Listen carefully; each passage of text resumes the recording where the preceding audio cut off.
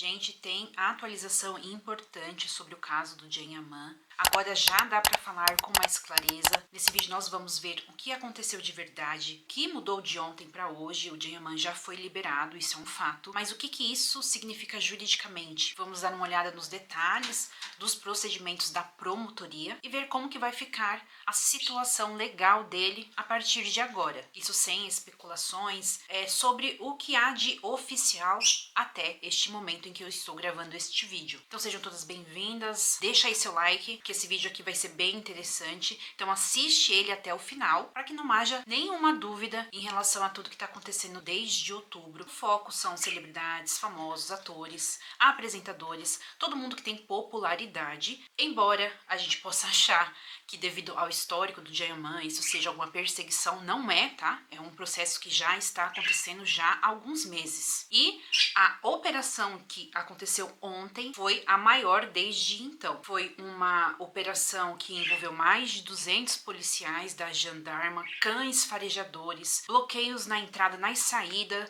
e vários lugares ao mesmo tempo. O Can Yaman foi liberado por decisão do promotor. Isso aconteceu mais ou menos 12, 15 horas depois de que ele foi detido. Ele colheu os exames, prestou depoimento e foi liberado. Não houve mandado de prisão preventiva expedido para ele. Isso, claro, que não encerra o caso aí, mas já significa muita coisa. Já tira aí um peso grande desta situação das costas dele. Mas a liberação do promotor não significa que o caso foi arquivado. Mas isso também é diferente de um caso que tenha um crime grave.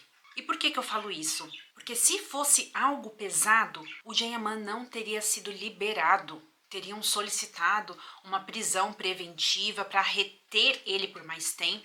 Não foi somente o Can Yaman que foi detido, mas o Can Yaman foi um dos primeiros a ser liberado. Circula na imprensa que, entre os outros nomes que estavam juntos com ele, a polícia pediu a solicitação para que eles continuassem detidos. Então, o fato dele ter sido liberado após os exames, após o depoimento, sugere que o caso dele pode estar sendo investigado apenas no âmbito de consumo pessoal e não de algo grave como está sendo o caso dos gerentes, das pessoas que trabalhavam nas boates, porque o crime é maior, associação de tráfego, de facilitação, de uso de drogas, não é o caso do Can Yaman. Aí, o que os jornais estão dizendo, meninas?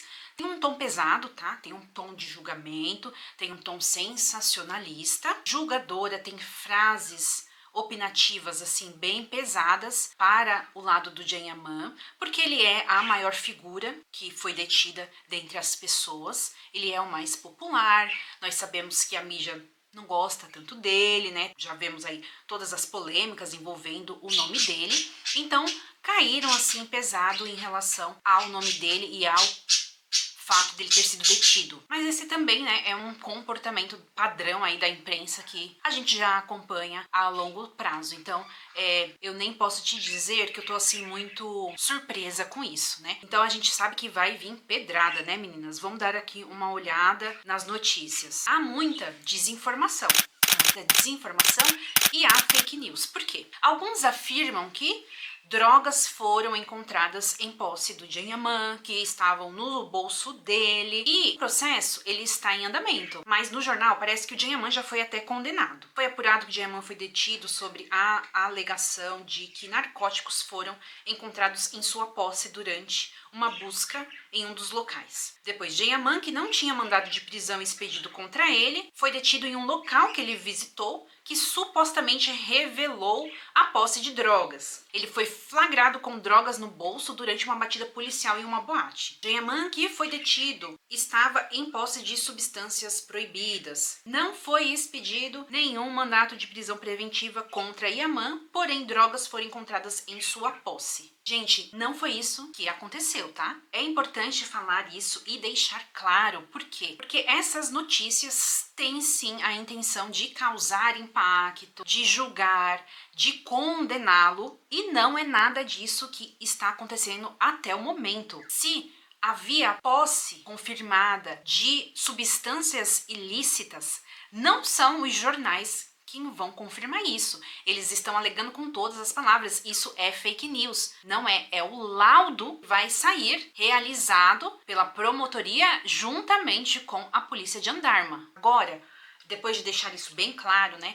O que vai acontecer daqui para frente? Ele colheu os exames têm aí um prazo para ficarem prontos e depois é que virá a decisão da promotoria. Se o caso dele será arquivado ou se eles irão abrir um processo contra ele. Para que isso seja decidido, é necessário que haja provas concretas. Jayaman foi liberado, logo não há nada que faça com que o Jayaman fique lá detido ou que tenha um mandato de prisão. Até este momento, processo deste andamento, não há nada que impeça Jayaman de sair do país. Não há nenhuma restrição judicial contra o Jayaman até este momento. O Jayaman e a equipe dele, até o momento, né, eles não se pronunciaram. Eu particularmente acho que ele não vai falar nada. É uma situação muito desagradável, porque você está sendo ali tratado como um criminoso, não só a ação que te sugere isso, bem como também a mídia. É uma situação assim que se você se colocar no lugar dele, ai gente, é assustador, né? É uma situação assim, na minha opinião, acho humilhante você ser colocado nessa situação. Então, apesar dele sempre se pronunciar em relação às polêmicas, às coisas que acontecem em relação a ele, eu acho que deve ter sido um choque para ele essa situação. E sem nem mencionar também, né, gente, que Jayaman tem pai, tem mãe. É uma situação que você não quer ver o seu filho envolvido nisso, nessas polêmicas, em coisas assim tão sérias. Cada um tem a sua opinião. O que nós podemos falar, gente, é sobre fatos, né? É sobre resultados, é sobre provas. E no momento não cabe a ninguém esse julgamento, porque nós estamos falando aí de um processo que está em andamento. Na minha opinião, a linguagem, a abordagem da mídia está desproporcional. Operações deste nível, claro que gera, né, gente, sensacionalismo, gera julgamentos, mas eu acho que, por um lado do Jayaman, está um pouco desproporcional.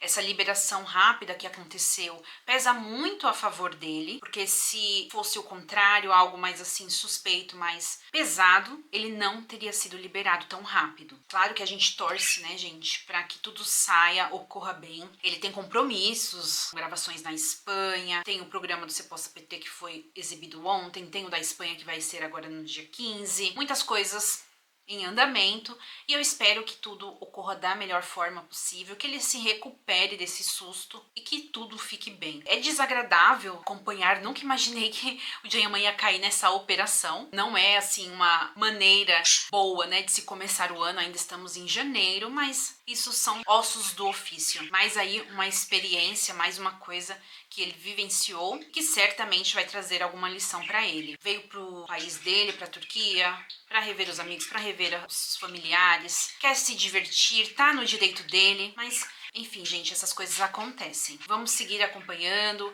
e vamos, assim, ter cuidado com os nossos julgamentos, com os nossos comentários. Lembrar que ele é um ser humano e que muitas coisas podem acontecer, muitas coisas podem estar envolvidas. Não é, assim, uma coisa tão simples, porque ele tem uma carreira, ele tem uma popularidade, ele tem uma reputação. Bom, vamos torcer para que o melhor ocorra e vamos, assim, ter cuidado com os julgamentos, tá bom, meninas? Então, vamos continuar acompanhando e vamos ver o que vai acontecer daqui pra frente. Um beijo, um bom domingo pra vocês.